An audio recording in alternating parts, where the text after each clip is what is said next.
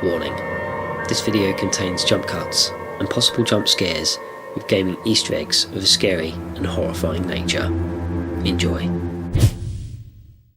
Welcome everyone to the home of free chocolate Easter eggs within our video games. Well, okay, perhaps not chocolate ones, but it's as good as having and finding the right thing, but just...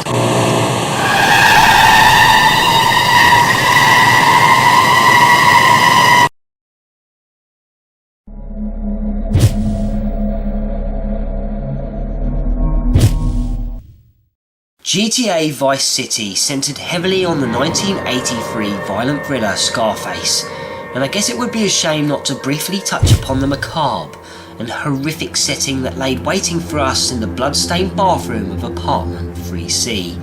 where now a dormant chainsaw lay silent, awaiting its next handler. The part I really wanted to mention rested in the western part of Vice City, Little Haiti, where you can feast your eyes on a Canacero Romero store, a Rosemary butcher, and a funeral parlour owned, one can assume, by the same family, and both sit in close situ to one another. It would also seem that they were tied closer than you would think, as behind the parlour, through the means of a narrow alleyway, rest 4 graves. 3 have been filled in, but the 4th offers the gamer the chance to examine the remains of the corpse, where you will notice the portion from the elbow down on the left arm is missing. At this stage, if you glance in the window of the butchers, you can see that they offer servings of human brain, organ transplants, and someone's chilled arm.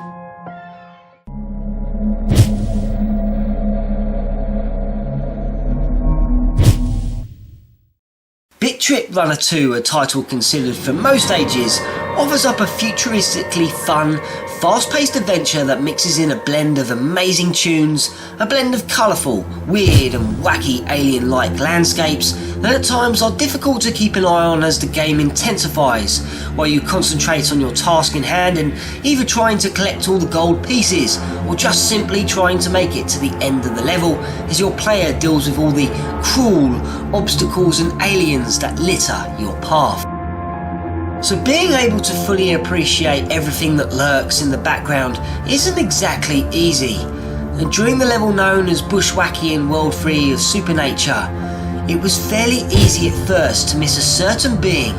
that stalked and spied on you and drew ever closer as if it was ready to pounce and destroy you, as the Slender Man watched your every move.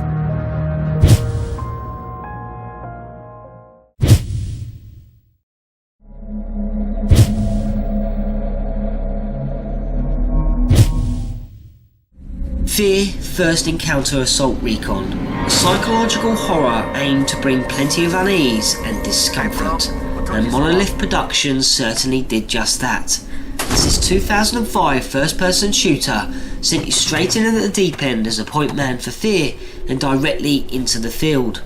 searching for a man named Paxton Fattel.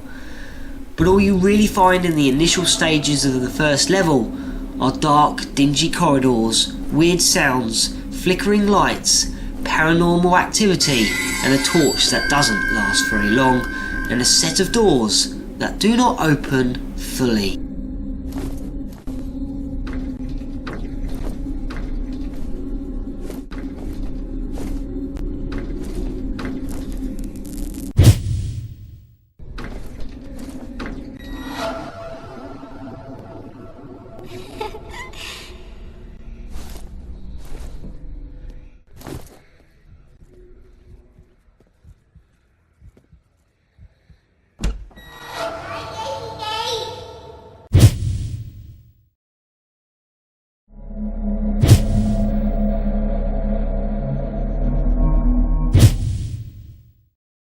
On March 14th, 1978, in eastern Blaine County on the cliffs overlooking El Gordo Lighthouse, John Cranley and his wife Jolene Cranley Evans were arguing, to which it ended in Jolene falling to her death. Mr. Cranley was never charged with murder, and the incident has always been regarded as merely a terrible accident, though every day at 11 PM until 12 AM, near the cliff's edge, Jolene appears and now constantly haunts the edge with an open mouth and a ghoulish look. As you try to get a closer look, she will always disappear, but as you approach her final resting spot on the rocks, lays the words spelt in blood, Jock, as in John Jock Cranley, suggesting that Jolene's killer was indeed her husband.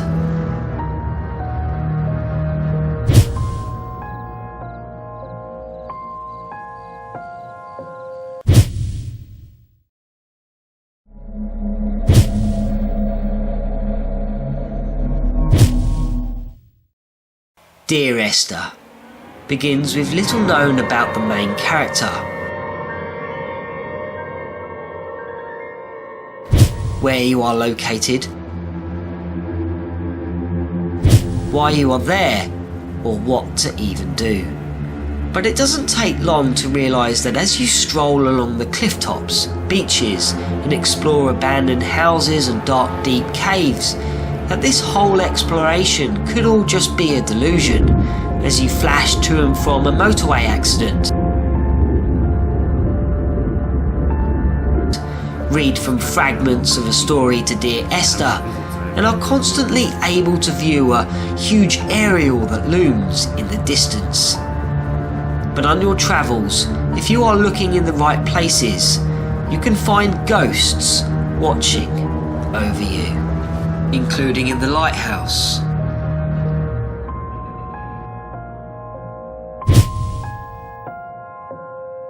looking out to sea,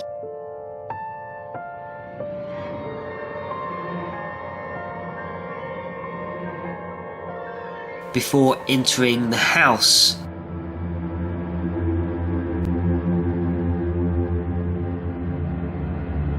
and looking at you from the caves.